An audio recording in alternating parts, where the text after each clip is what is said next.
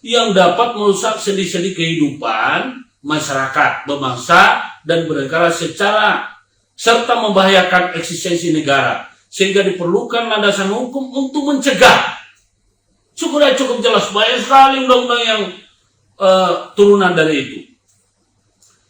Bahwa berdasarkan pertimbangan dimaksud dalam huruf A, B, dan C, perlu dibentuk undang-undang penyelenggaraan negara bersih dan bebas dari KKN.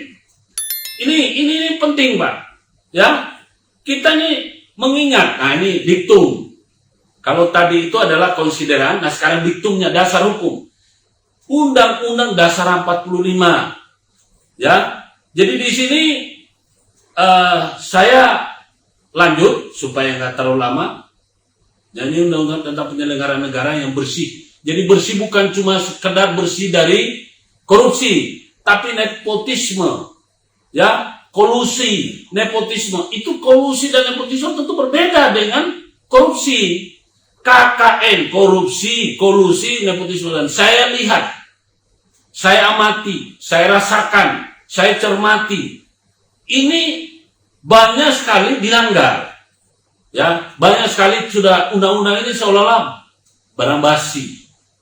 Jadi penyelenggara negara adalah pejabat negara yang menjalankan fungsi eksekutif, legislatif, dan yudikatif. Dan pejabat lain yang fungsi dan tugas pokoknya berkaitan dengan penyelenggaraan negara sesuai dengan ketentuan peraturan perundang-undangan yang berlaku. Itu satu. Yang kedua, penyelenggaraan negara yang bersih adalah penyelenggaraan negara yang menaati asas-asas umum penyelenggaraan negara dan bebas dari praktek korupsi, kolusi, dan nepotisme, serta perbuatan tercela lainnya. Ini yang perlu disampaikan. Jadi saya nggak perlu cerita korupsi, saya langsung masuk kepada kolusi. Kolusi adalah permufakatan atau kerjasama secara melawan hukum antara penyelenggara negara atau antara penyelenggara negara dan pihak-pihak lain yang merugikan orang lain, masyarakat, dan atau negara. Saya bisa pastikan bahwa proses hukum yang saya adukan dalam hal ini melaporkan adanya penyimpangan terhadap undang-undang perbankan, itu diproses dengan kerjasama antara penyelenggara negara dengan pihak lain. Sehingga apa? Yang saya ajukan tidak diproses sesuai hukum yang berlaku, justru endingnya ketika saya protes, malah justru yang terjadi adalah saya dikriminalisasi, dicari-carikan. Alhamdulillah, saya kebetulan namanya Guntual. Menurut bapak saya itu nama Guntual, gunakanlah tenagamu untuk Allah. Insya Allah saya pegang teguh itu. Jadi saya nggak takut. Dengan hukuman yang manusia akan berikan, saya nggak takut. Tapi saya tanggung dari hukuman dari Tuhan. Jadi mohon dipahami, saya dalam hal ini menjadi aktivis penggiat hukum pejuang kebenaran, saya harus berpegang teguh pada kebenaran. Saya memang advokat, ya.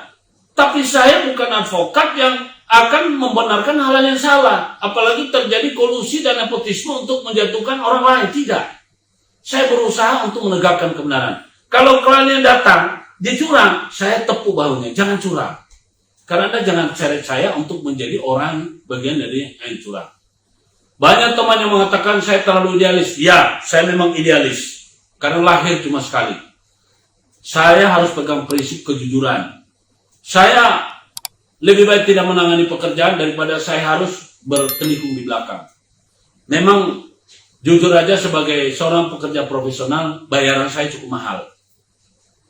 Ya, cukup mahal. Makanya alhamdulillah saya punya aset yang lumayan. Bukan karena saya merugikan orang, bukan. Ya karena memang jasa yang saya ambil dari upaya yang saya lakukan, ya cukup bergengsi, ya.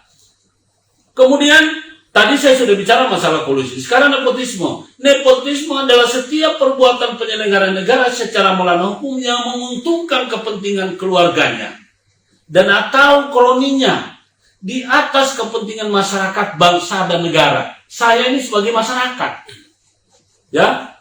Saya aktivis, tapi saya masyarakat. Ingat, Masyarakat itu dilindungi oleh hukum, oleh negara, undang-undang. Sedangkan penyelenggara negara adalah pelayan. Ya. Jadi asas usul pemerintahan negara yang baik adalah asas yang menjunjung tinggi norma kesusilaan, kepatutan, dan norma hukum. Nah, norma hukum untuk mewujudkan penyelenggara negara yang bersih dan bebas dari korupsi, kolusi, dan nepotisme. Ini kita lihat, ya. Saya tidak mau yang nomor 7 adalah Komisi Pemeriksaan Kekayaan. Saya tidak masuk situ. Nah, saya ingin mengatakan pada bab 2, penyelenggara negara sebagaimana disebutkan pasal 2, bab 2, mengatakan penyelenggara negara itu meliputi apa? Pejabat negara pada lembaga tertinggi, ya. Pejabat negara pada lembaga tinggi negara, menteri, gubernur, ya, dan jajarannya, serta hakim dan pejabat negara lainnya sesuai dengan ketentuan peraturan perundang-undangan yang berlaku. Ya. Jadi itu sudah jelas. Ya, ketujuh, pejabat lain yang memiliki fungsi strategi dan kaitannya dengan penyelenggaraan negara sesuai dengan ketentuan peraturan perundang-undangan yang berlaku. Ini sebetulnya tugas negara untuk mensosialisasikan terhadap apa ini. Tapi kita lihat tidak ada sosialisasi itu. Dapatlah dari mimbar Mahkamah Kebenaran, ya, saya memberikan edukasi ini, semoga masyarakat semuanya terbuka. Dan kepada para aparatur negara yang menangani bidang hukum, tolong, ya, jangan karena kewenangan, kekuasaan, dan kebiasaan lantas bapak-bapak menerapkan suka-suka. Hukum kita itu sudah jelas. Ya, sudah jelas. Tolong dibaca dengan baik. Tolong difahami. Seperti kita tahu, ya, ini akan saya kupas, ya. Asas usul penyelenggara negara pasal 3, ya, penyelenggara negara meliputi asas kepastian hukum. Ya. Jadi setiap warga negara itu dilindungi, harus ada kepastian hukum. Asas tertib penyelenggara negara, asas kepentingan umum, asas keterbukaan, asas proporsionalitas, asas profesionalitas, dan asas akuntabilitas. Sejujurnya, saya melihat banyak sekali penyimpangan dan masyarakat sudah suarakan, protes. Tetapi atasan daripada para pejabat dimaksud, aparatur negara dimaksud, hanya diam atau seolah-olah melindungi anggotanya. Kalau sudah jelas salah, mestinya dikoreksi, diluruskan. Hukum kita sudah bagus. Tapi mohon maaf sekali lagi, penyidik sebagai garda terdepan untuk menerima proses hukum pidana itu tidak menjalankan sesuai dengan apa yang tertuang dalam tulisan. Mereka bisa menafsirkan. Kalau penafsiran itu sudah bukan hukum. Karena hukum itu asasnya adalah mengikat dan pasti. Jadi tidak boleh ada istilahnya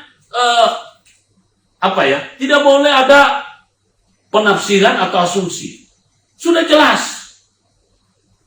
Kadang-kadang oknum penyidik demi untuk menggolkan keinginannya karena dia sudah dibawa pengaruh. Apakah pengaruh ketidaktahuan atau pengaruh karena punya maksud tertentu, mereka akan menghadirkan saksi ahli yang sudah digiring. Ini yang berbahaya. Hak asasi manusia itu seolah-olah tidak memiliki harga atau nilai tersendiri. Buat apa kalau kita bicara seperti itu?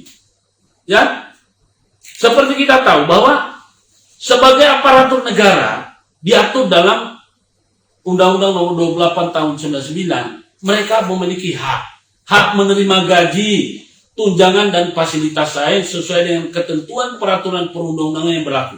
Sebetulnya sudah diberikan hak, ya. Kemudian menggunakan hak jawab terhadap setiap teguran. Jadi kalau mereka ditegur boleh menjawab. Tindakan dari atasannya, ancaman hukuman, dan kritik masyarakat, mereka boleh. Tetapi jangan menggunakan haknya itu dengan berlindung dari seragam.